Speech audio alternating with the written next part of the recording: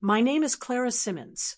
I am 34 years old, and my family spent most of those years sorting people into boxes. My sister Renee was the beautiful one. My brother Daniel was the brilliant one.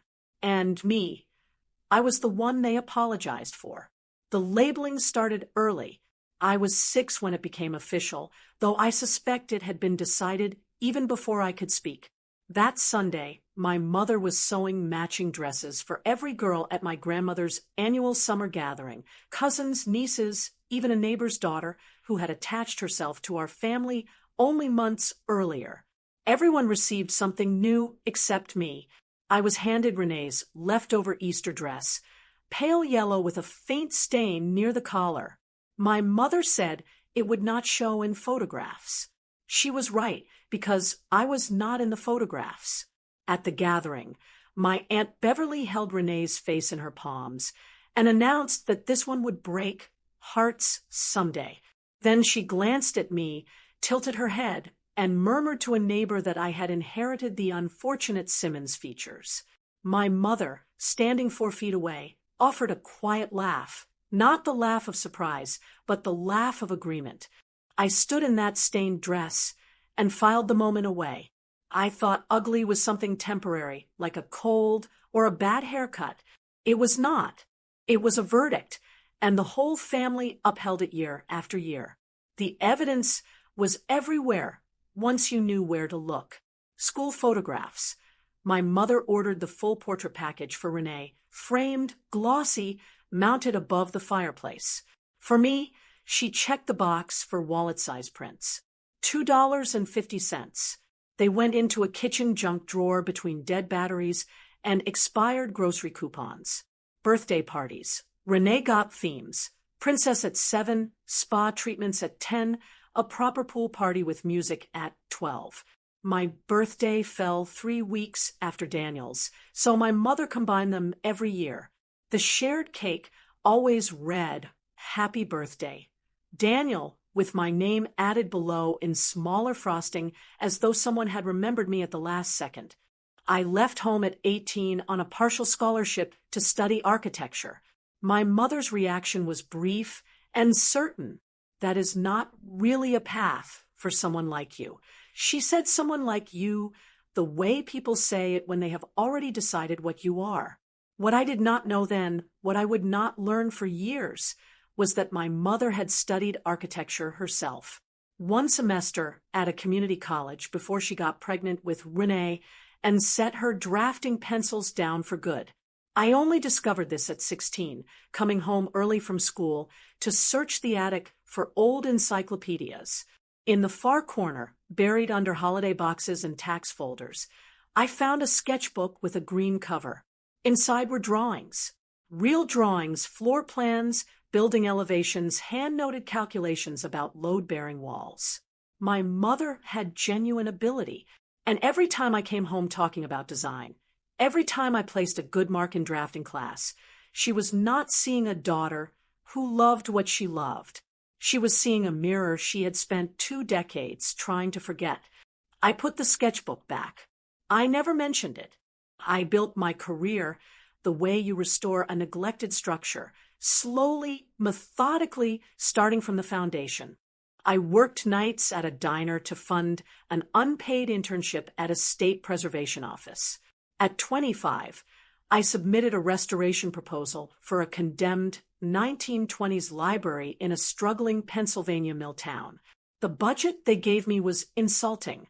I slept in my car 3 nights because I could not afford the motel 40 miles away.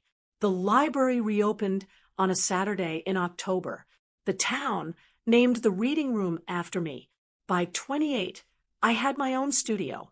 By 32, a courthouse restoration in West Virginia had been featured in national architecture journals. My family knew none of it. I had stopped sharing after the Thanksgiving when I mentioned a published article, and my mother responded with the news that Renee had just closed on a 4-bedroom. My father was the exception.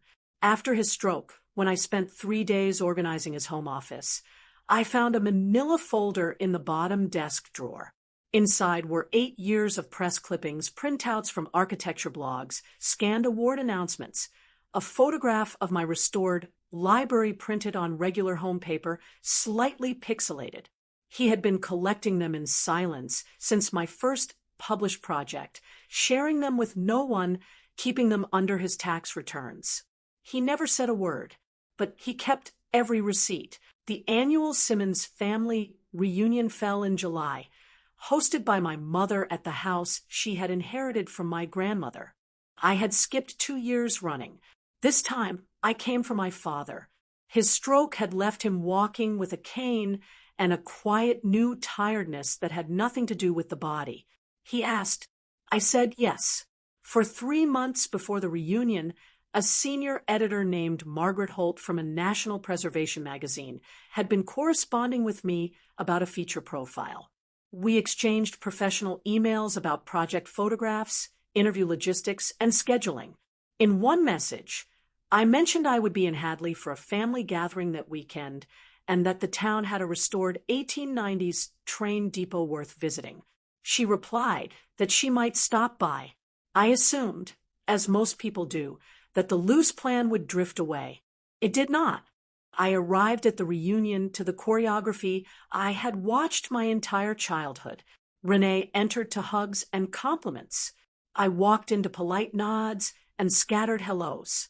My name was missing from the pre-printed name tags. I wrote my own with a marker from a table near the entrance. The seating arrangement for the main table, handwritten by my mother in careful cursive, did not include me.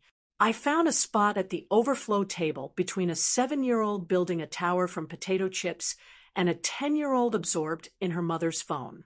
Margaret arrived 90 minutes into the afternoon, recognizable by her linen blazer and leather portfolio bag, looking around the yard with the expression of someone who had walked into the wrong room but intended to stay. She sat at the children's table with me, the first adult that day who chose to. It was my Aunt Beverly who noticed first. She approached with the practiced warmth of someone who had never been wrong about anything in their life. Before I could introduce Margaret, Beverly turned to her with a conspiratorial smile and delivered a line so polished it could only have been repeated for years. This is the one we don't talk about. Margaret's face went still. She set her coffee cup down with the deliberate care of someone who has reached a decision. Then she stood, smoothed her blazer, and walked to the main table. She addressed the yard without raising her voice, and 42 people went quiet in stages. She introduced herself. She held up photographs, my courthouse, my library, my Ohio church restoration. She said I had saved 11 buildings across 4 states. She said my profile would run as the October cover story. Then she paused and said 5 words. I assumed you knew. The politest possible devastation. My mother recovered immediately, her smile arriving before her honesty could. Asterisk, of course, we knew. We have always been very proud. Asterisk, the words came out too quickly, too brightly, the voice she reserved for appearances. Renee said, I had never really talked about it. Beverly called her earlier comment an inside joke. Uncle Thomas, Beverly's husband, said 2 words from across the yard. Bev, sit. And she did.